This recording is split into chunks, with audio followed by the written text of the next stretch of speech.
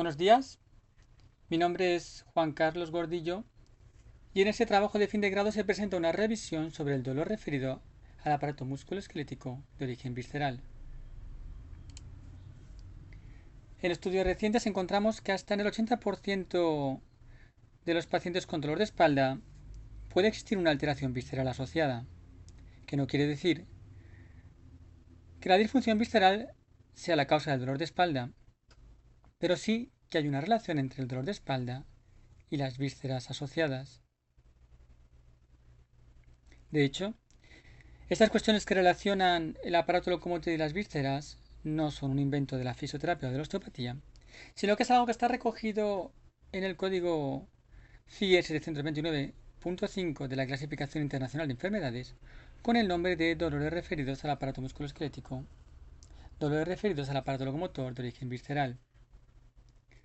Todos tenemos claro que si a mí me está dando un infarto, me duele el brazo izquierdo y el pecho, y entonces, de la misma forma, todos los órganos pueden tener, al igual que el corazón, este tipo de dolor referido.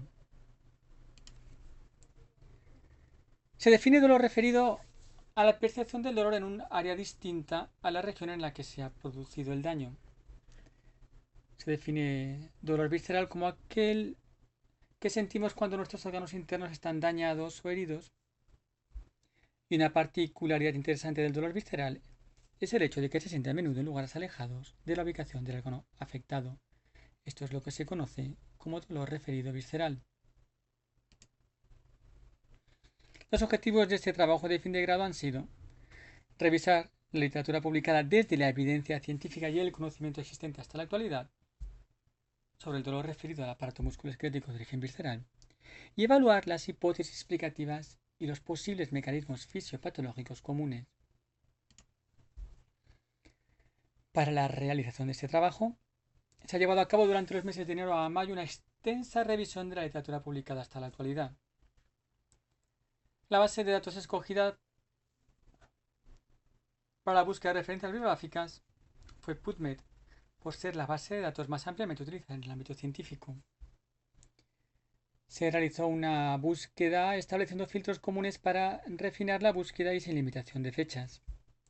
Se aplicaron los criterios de inclusión e exclusión y se revisaron las listas de referencias de los artículos, lo que se conoce como técnica snowballing, para la localización de otros artículos.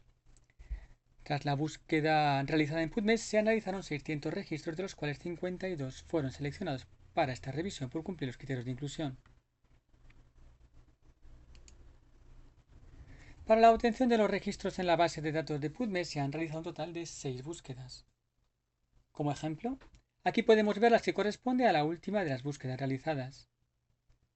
Como puede verse en esta tabla, se han utilizado los términos de búsqueda médicos MESH en inglés que se utilizan para describir el contenido de los artículos y se han utilizado igualmente los operadores booleanos AND y OR para incluir referencias que incluían todos estos términos relacionados. Los criterios de inclusión y exclusión para la selección de los estudios se muestran a continuación. Como puede verse, se han incluido los artículos sobre dolor, disfunción visceral, sensibilización central, dolor referido al aparato musculoesquelético y dolor referido de origen visceral. Asimismo, se han excluido todos aquellos artículos que, tratando de disfunciones viscerales, no guardaban relación con el aparato musculoesquelético o sobre dolores referidos de origen no visceral.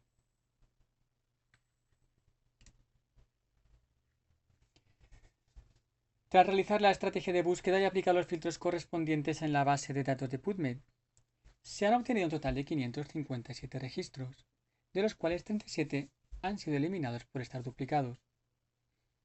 A continuación, se han eliminado 502 tras leer el título y el abstract por no cumplir los criterios de inclusión. Teniendo en cuenta los artículos que ya se disponían, los obtenidos por la técnica snowboarding, los proporcionados por los propios autores y 6 artículos cuya identificación no se precisa, son un total de 61 artículos para leer y analizar. De estos, 41 fueron obtenidos a texto completo y los 20 restantes solo se disponía el resumen o abstract. Tras eliminar otros 9 registros por no cumplir los criterios de inclusión, el número total de artículos incluidos en esta revisión ha sido de 52. Según los años de publicación, los 52 artículos se distribuyen según la siguiente tabla. Como puede verse, aunque la búsqueda se realizó sin limitación de fechas, el 54% de los artículos han sido publicados en los últimos 10 años y hasta un 88% son publicaciones de los últimos 21 años. Hay una gran variabilidad de las revistas que corresponden a los artículos seleccionados. En esta tabla se muestran las revistas con 2 o más artículos. Las únicas revistas que destacan por el número de artículos publicados son The Journal of Urology con 7 artículos y Pain con el 12% de los artículos.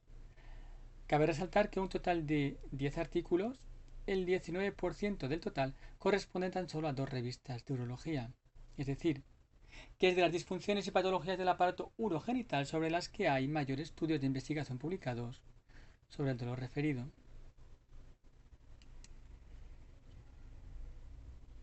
En esta tabla se muestra la relación de los principales autores y el número de artículos publicados en los que participan como autor principal o secundario.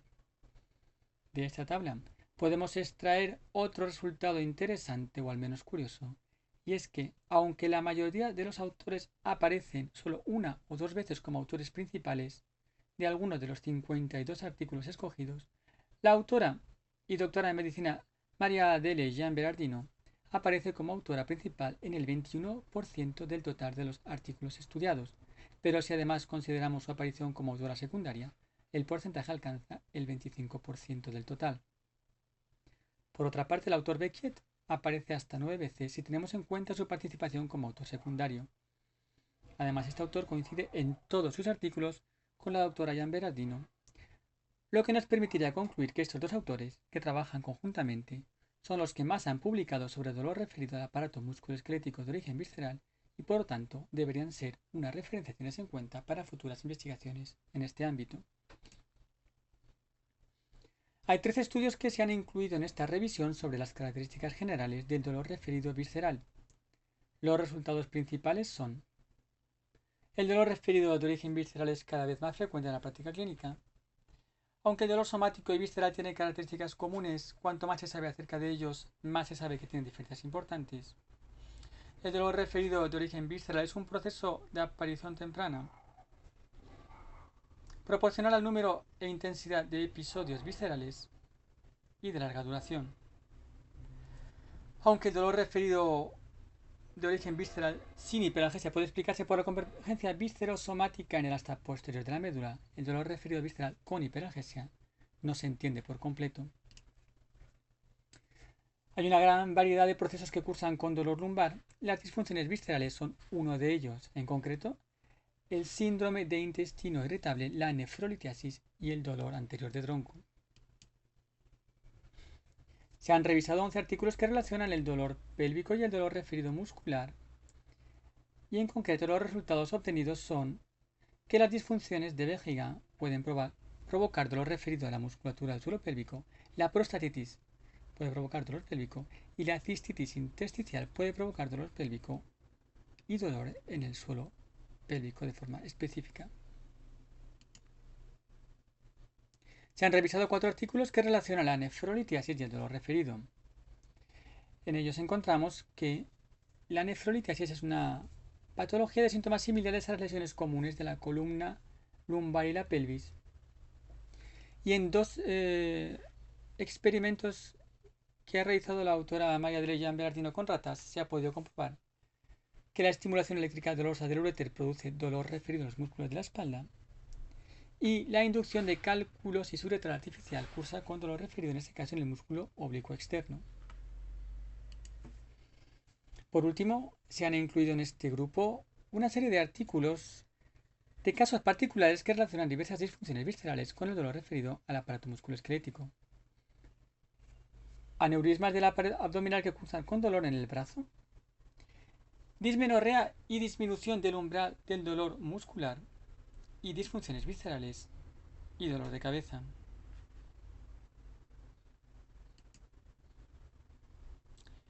De la misma forma que el dolor referido de músculo a músculo en el conocido síndrome de dolor miofascial, o el dolor referido a las articulaciones como en la osteoartritis de rodilla, hemos visto que un gran número de disfunciones viscerales como los trastornos gastrointestinales provocan una amplia variedad de dolores referidos al aparato musculoesquelético. Son parte importante de las quejas de dolor de muchos pacientes y son cada vez más frecuentes en la práctica clínica. Curiosamente, empezamos a ver una serie de lumbalgias, periartritis escapulohumerales, cervicalgias que no mejoran con el tratamiento y sobre todo que tienen unas características raritas, en el sentido de que no tienen características mecánicas. En este sentido, nos encontramos con pacientes con dolor musculoesquelético que han visitado al traumatólogo y como no tiene dónde operar, o pacientes que han visitado al digestivo y como tampoco encuentra lesión objetivable, no hay patología médica y se queda en terreno de nadie. Según Wallace, de todos los pacientes que acudían al hospital con sintomatología de estómago, solo el 0,5% tenía patología objetivable. Entonces, podemos hablar de disfunción, alteración o trastorno funcional, donde al paciente le duele pero no se ve, no es detectado médicamente, o cuando la alteración funcional empieza a estar al límite y se detecta ligeramente, pero no es necesaria una intervención médica. Y es por causa absolutamente visceral. Y en este marco es donde la fisioterapia puede actuar realizando una apropiada evaluación y un correcto diagnóstico diferencial del origen del dolor que le permita realizar un correcto tratamiento. Por último, y como marcaban los objetivos, se ha revisado la literatura publicada hasta la actualidad y se han evaluado las hipótesis explicativas y los mecanismos fisiopatológicos comunes. Y podemos concluir que cada vez es más frecuente encontrar casos de dolor referido visceral al aparato musculoesquelético. Las disfunciones viscerales deben formar parte del diagnóstico diferencial en fisioterapia. En caso de no reproducir el dolor musculoesquelético con ningún movimiento, debemos dirigir la evaluación hacia causas de dolor referido, fundamentalmente hacia patología visceral. El alivio del dolor del aparato musculoesquelético mediante terapia manual puede enmascarar una posible patología visceral. El dolor referido está siendo cada vez más entendido en cuanto a su fisiopatología y es necesario e importante seguir investigando en cómo la fisioterapia puede ayudar en el tratamiento del dolor referido al aparato musculoesquelético de origen visceral.